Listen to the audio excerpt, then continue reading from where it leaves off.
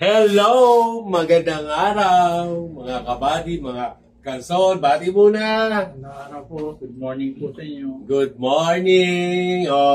Disclaimer, lahat po ng aming sasabihin, lahat ng aming komento, ay hindi po namin sinasadya magpatama ng tao, malakit ng ibang grupo. Ito po ay usapang barkada lamang. Kasama si Kuya Bob at si Son. Sana po may kapulutan. Dahil dyan, Bugs Bunny time! Figaro! Figaro! Lapas ba sir? Wala na maalala. Ay, meron yan. Figaro! Figaro. Oh, tamo, meron. Sabi wala. Figaro! Figaro! Figaro! Putsay na mo! Putsay na mo! Huwag nyo kayain. Forward, chin down, lakas ng boses. Ito po, dami nagre-request, ang dami nang nanood, nag-uumapaw na, halos sumabog na po ang YouTube sa pinalabas naming lumang tao. Unang yugto. Ngayon po, lumang tao, pangalawa naman. Kaya po, again, Kuya Bob, tapos na tayo sa Student Canteen.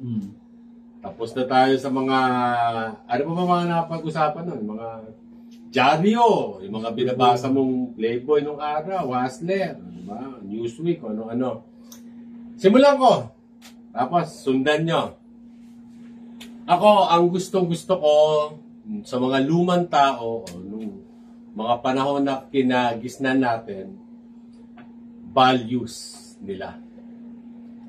Iba Iba kung paano sila pinalaki ng lolo't lolo nila. Unang-una, may takot sa Diyos. Pangalawa, higit sa lahat, may paninindigan. Pag sinabi nila, gagawin nila, tutuparin nila. Ang sabi nga nung araw, magkapipitan man ng itlog. Gagawin yan, tatapusin yan, tutuparin yan. Diba? At higit sa lahat, na naman ako sa tatay ko na values, bawal lang malate sa kausap. Ang turo ng tatay ko, tanda ko to at hanggang ngayon practice ko. Hindi na baling ikaw ang maghintay kesa ikaw ang hintayin. Parang yung mga turong yon hanggang ngayon, dala-dala ko yon. Professional. Pag ang usapan, 8:30, 7:30 nandun na ako. Totoo yan. Yung aking mga ka-meeting, naliligo pa, nandun na ako sa meeting place. Naghihintay na ako. Alam nila yan, sila Sir Gibon, si Brother. Di ba? So, kayo muna ulit. Isasara ko ng pinto, hinahangin. Oh, Bob, anong masasabi mo? Di ba? Nilagyan ko ng stopper. O, ikaw naman, Kuya Bob, ano ang natatandaan mo tinuro sa'yo ng lolo't lola mo at ng iyong mga magulang? Parang wala ko matandaan. Hindi, meron naman. Kaya lang... Meron. Hindi pwedeng wala. Paano ko man lumaki? Katulad yan, ang lagi mo sinasabi, hindi ka pinapalabas ng tatay mo basta-basta. Isa yon. Disiplina yon. Di ba? Ano pa? Si Sol muna. Ikaw muna, Sol. At si Kuya ko habang nag-iisip. Sa akin, turo ng tatay ko. Pagiging gentleman. Pag naglalakad kayo sa kalsada ng babae, dapat nasa kaliwa ang babae. Nasa danger zone. Danger side. Danger. Danger zone. Top gun yun. Tapos. Turo pa niya. Nakalimutan ko niya. Pero pinaka natatanda ko. Nakalimutan. Maalala ko. Yun talaga, kailangan na yan. Intindihin ng kapwa. Malasakit sa kapwa, intindihin mo sa mga ano. Sa kanon, ito, natatandaan ko, hindi ko alam kung ginagawa pa. Nagpapaupo sa matatanda o sa babae sa mga sasakyan. Simpleng bagay, gentleman eh. Ginagawa mo ba yun? Ikaw ba, ginawa mo ba yun nung araw? Oo, ginagawa ko. Hindi mo pala, ba't wala kang matandaan? Hindi, pero ngayon, dahil PWD na ako na pinapaupo. Noon nga, ang pinag-uusapan nung araw. Sige, nung araw, ginagawa mo yun. Oo. nagbubukas ka ng pinto. Oh. Mga matatanda. Naalala ko na. Alala mo na. Sige, banat. Pag may ginagawa kasi tatay ko, gusto niya pulido. Pulido. Perfect, kumbaga. Tingin sa camera, pare. Kinta. Tapos? Kaya ako rin, pag may ginagawa, Pulido rin. pinipilit ko kayo pulido. Walang flaws, kumbaga. Lalo sa babae. Sa amin na yun. Ano pa? Ito pa isang natatandaan ko ba? Simple lang. Hindi ko alam kung ginagawa ngayon pa. Pagmamano. Yun, mano-mano. Marami dito na nagmamano. Meron pa nagmamano. Suntukan. Hindi, mano. Mano talaga. Mga bata rito. Diba? Magmamano sa mga nakakatanda. Pagsasabi ng opo. Po. Diba? Sa Tagalog pero sa Bisaya kasi walang mano-mano. Basta yun. Meron din. Regardless of whatever culture you are in the Philippines or region, hello, I'm speaking English now because of Sesame Street. Regardless of your cultural denomination, parang Defensor Santiago, I just watched a clip ni Van Defensor. Ang pagiging Pilipino, nangingibabaw yan. Diba? So, yun. Ano pa ba? Pag-uwi na maaga. Hindi ka uuwi na maaga. Diba? Pag galing sa school, dapat Diretso na sa bahay. Parang ikaw. Pagkagaling mo sa trabaho, sa biglang likuan diretso. Pero mga naman mo, diba? Tama, mali? Mali. Mali. Meron pa isa. Dadagdag. Hindi nililigawan ng babae sa kalye. Trabaho, tama yun. Ano pa? Yung mismo, niligawan ko sa bahay talaga. Sa bahay. Pero bago ko niligawan sa bahay, may nangyari. Lagi may ano ito. Talagang may singit. Hindi. Hindi, pero nagsiba ka ba ng Ay, hindi. paggatong? Di na usong gatong ngayon. Ipinag-igib mo ba ng tubig? Hindi rin. Nang harana ka ba? Ikaw? Hindi, sundo atin lang. Sunduhatin. Tawag ko dun, sundo atin. Sa kalye mo na niligawan yun. Pero pare, sa bahay nililigawan ang babae ng mga lolo't-lolo natin. Oo, yun. Diba? Dati kasi kasunduan pa eh. Ay, makakasunduan pa. Kapag mahal na araw, anong bawal gawin? Bawal ang karne. Bawal kumain ng... Hindi ko alam sa iyong reliyon. Hindi ka kakain ng karne. Bago mag alas 3 ng Biyernes Santo, bawal ka na maligo. Hindi naman kasi ako katoliko. Sa aming mga Katoliko, ganon. Tapos pag Biyernes Santo nung araw, talagang Biyernes Santo. Walang gumagalaw. Bawal daw gumalaw kasi Nagpipinitensya pa eh. Meron pa nagpepedetensya. baka tamaan daw ang Diyos pag galaw ka ng galaw. Tapos bawal lang mag-inom. Bawal magsugal. Siyempre, wala kang gagawin sa bahay no. Di ba? Bawal mo. As in, magdadasal ka lang. Di ba dati may passion pa? Pasyon. Di ba? May pasyon. Sa mga probinsya, mayroon pa ako nakita. Sa Makati, mayroon din nagpapasyon. Nabuhay pa yung mga lolo. Ito, ibang passion ang ginawa nito. Passion of the Christ. Passion of the last year. Di ba? Ano ba? Ano ba mga natatandaan? Tuwing baling Pasko, ano mga kaugalian ng natatandaan nyo? Simbang gabi. Kami, bilang mga Katoliko. Pero sa amin, ang tawag, simbang tabi. Kasi nandun lang sa may gilid ng simbahan. Diba? Nauso yun. Tapos, pag simbang gabi, naglalabasan ang mga kasuotang bago. Simbang gabi pa lang. Pagandaan. Mapurmahan na. Kaya hindi na simbang gabi. Naging pangit na eh. Yung iba naman, nagsisimba lang para sa babae. Ihintayin mo yung crush mo kung darating. Hindi si father ang hinahanap mo, yung crush mo. Ito, pasikatan ng loto. ng loto. Lolo! Pasikatan ng lolo. Wala yan sa... Lolo ko. Bakit? Banat. Lolo ko. Yung lolo mo, Kapitan ng barko. Kapitan ng barko. Galing. Namatay lang ang gera. Namatay. Bakit? Sumama sa mga Hapon. Gera. Ano namatay lolo mo nung parang tatay ng tatay mo? Oo. Dapat din ka sa camera. Tapos yung dalawang Sino ba kapatid niya- tinitingnan mo doon? Nandun ba si Laika? Dalawang kapatid niya. Madre sa San Agustin. Madre. Binomba yung simbahan, namatay din. Ano talaga? Sa San Agustin. San Agustin Church. Pare, isang milyon, yun yung time na pumasok na yung mga Amerikano. Oo. Sadly, there's a story behind it. Oh. History. Medyo kaalaman. Ang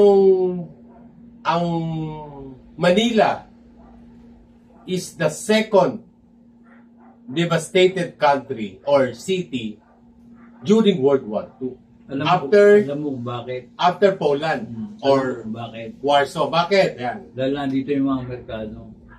May base Amerikano rito. Layo naman yun. Hindi yun ang dahilan. Ito Sila nga yun ang bombe. may base ka dito yung Amerikano. Hindi, kaya tayo sinugod ng Hapon. Hindi yun. Kaya tayo sinugod ng Hapon kasi we are a Commonwealth country. At doon sa kanilang plano, being establishing their empire at that time, hindi pwede hindi nila makuha ang Pilipinas. Kasama talaga ang Pilipinas sa may plano nila. Regardless kung may base o wala, ang mga Amerikano. Kasi we are at that time under the American rule. We are under the Commonwealth at that time eh. Di ba? Ano pa nga ng mga spy eh. Spy ng Mga Japanese spy. Oh. Bago girahin, may mga pinatira na narapot dito. Oo, para yung ginawa nila, yun, di ba, sa may pelikulang Pearl Harbor. Totoo yun na merong ganon. Kumbaga, advanced reconnaissance team. Advanced information. Oo, intelligence team yun, mga ganon. Pero, Kuya Bob, kaya tayo sinakop ng Hapon kasi we are under the American rule at that time. Ngayon, kaya tayo binomba ng todo, there is this story na siyempre, gusto ng mga Amerikano, after World War II, sa kanila pa din tayo umasa. Kaya kahit na hindi naman kailangan sirain ng metro ang Bani Manila at that time, it's an open city, sinira pa rin talaga nila. Sinadya nilang sirain ng mga Amerikano. Tama? Mag-independent tayo sa kanila. Para mag-independent tayo sa kanila. Na kahit ibibigay na nila kunwari yung ating independence, ang ating kalayaan, sa kanila pa rin tayo asa. Be our American or whatever they call it friendship at that time. That's the true story behind it. That's my opinion. That's the story kung bakit nila sinira. Ang ganda ng pare. Sige, puntahan natin. Ang ganda ng we are the Paris in Asia. Ang Manila, ang ganda. Boy na boy yung Manila. Ang ganda ng iniwang architectural yung architectural na baliminana natin from sa mga Espanyol, ang ganda. At sinira yun ng mga Amerikano.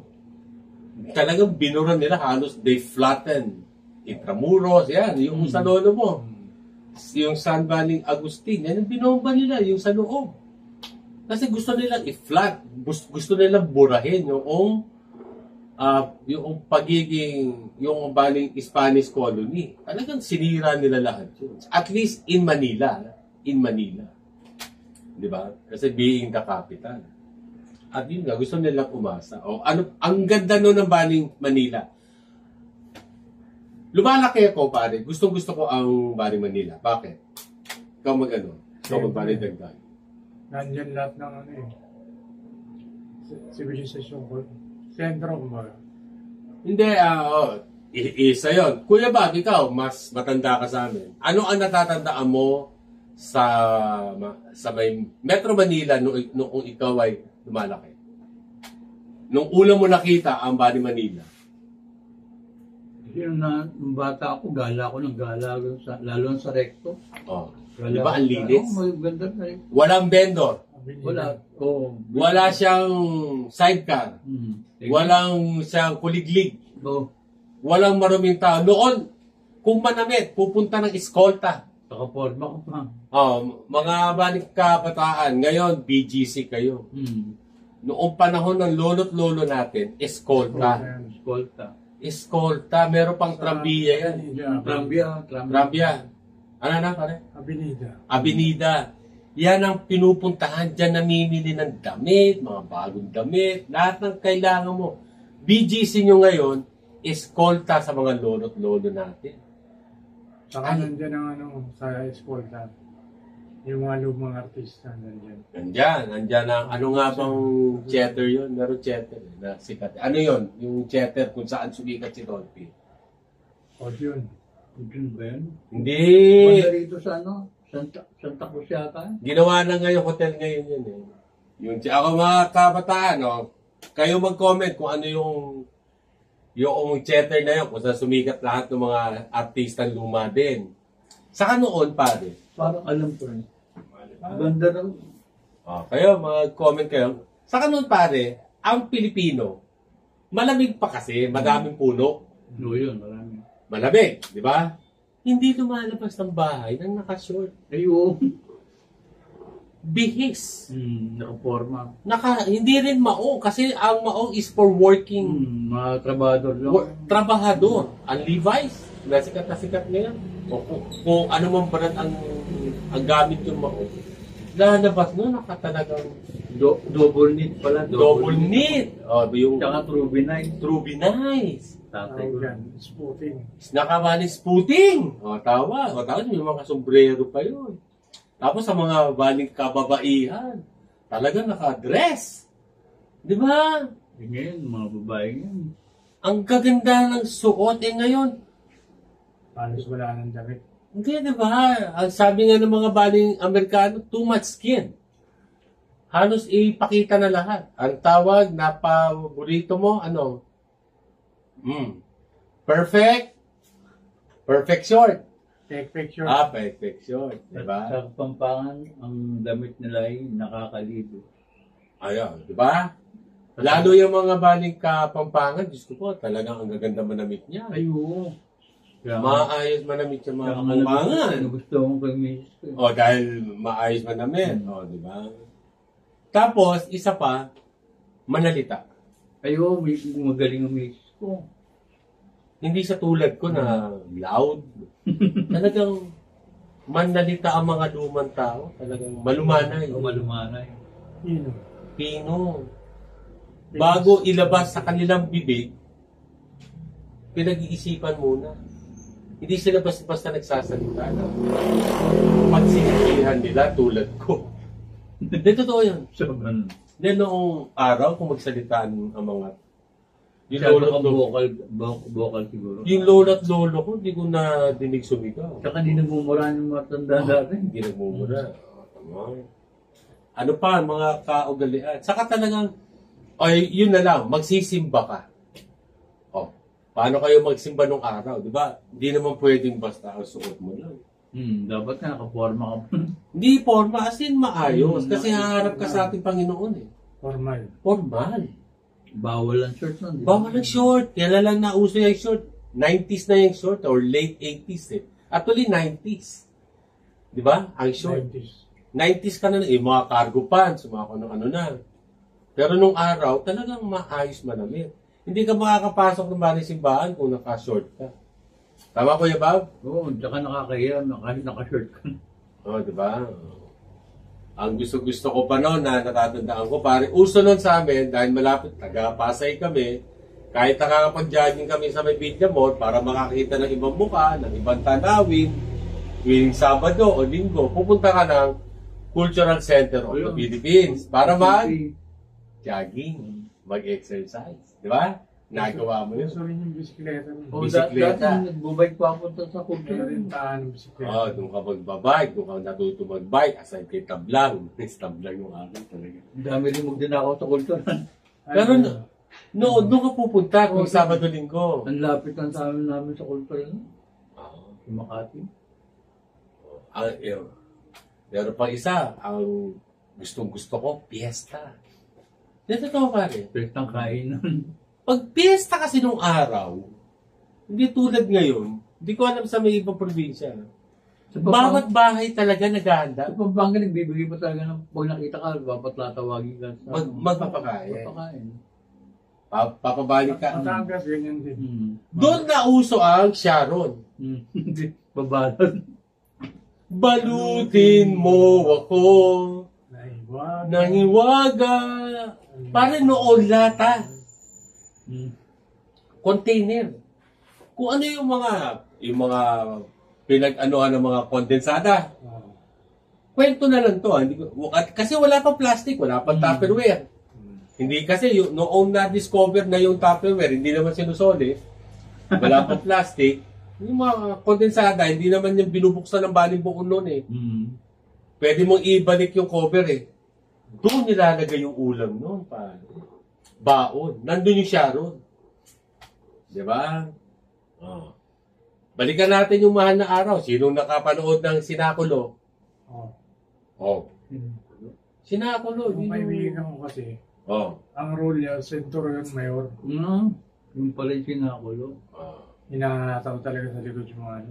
Diba? Yung ba yung nagpipinitensya ba yun? Bago lumakat sa penitensya, papaluin mo ng Centurion Mayor. Hindi, saka yung nasa States. Yung show sa States, di ba? Meron din. Centurion Mayor ngayon, nangahataw.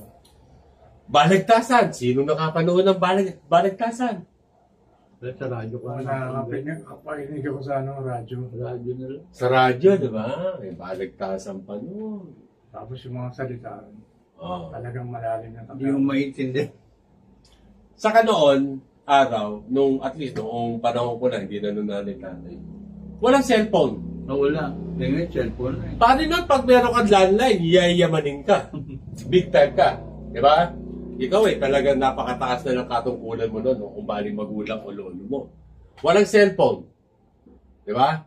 Pero pag sinabing magkita tayo alas 4, barkada to dali na ang baling gitara, magkakantahan tayo. Pare, 3:45, nandun na barkada. Kumpleto na yun. Wala ka nang hahanapin. Wala ka nang tatawagin. At least, sa barkada ko, on time yung pare, nandun na lahat. Kumisa nga, wala pa pare usapan eh. Yung nasanay na pag 4 o'clock, nandun lahat kayo. Nambayan. Bago yun dumating ang grupo ni Bob, sa may grupo namin, at least in my group. In my group, si Chad, si Alex, si Raji, ako, 4 lang naman kami nun. Na solid eh. Si Toots, minsan-minsan. Si Pedrosa.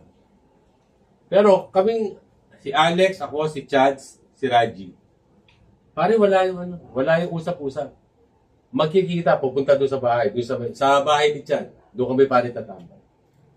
Pare, masarap ng usapan yon. Hindi na maubos ang kwentuhan noon hanggang mag-curfew. Sinong nakaranas ng curfew noong time na Marcelo? No, ako kami. Bawal lumabas sa buti nga alas 12 ng dadaan. Kaya sa amin noong nag-pandemic, yung lockdown sanay kami dyan, meron kaming curfew. Kami noon, 8:45 at 10, si Serena na. Yung air raid siren. Diyan sa tower ng Baling Nikos. Dinig yun, hanggang doon sa bahay namin. Pag sumirena yun, unang sirena sa may gabi, warning yon. You have 15 minutes, umuwi. Kung nasan ka man. Alas 10, bawal nang lumabas. Sa Villamor yun, sa Nikos Air Base. Pero kahit sa amin, sa may labas, ang tawag noon, CAA, Civil Aviation Authority Compound. CAA yun. No, CAA ng Las Piñas, di ba? Meron din doon. Pero sa amin, sa may Pasay side kami. Abot yun. Pare, na-disiplina kami, 9:45, uwi na. Excuse me. Debbie. Uwi na kami. Debbie. Padala mo yung ID mo. Papuntahin sa barangay si Kuya. Padala mo yung ID mo. Okay. Okay po. ID mo may address dito ha. Tapos lapitan si Ating Api. Okay. Kaya si Sunshine. Hanapin doon. Sige po. Okay po. Ngayon na kasi malapit na matapos. Okay po.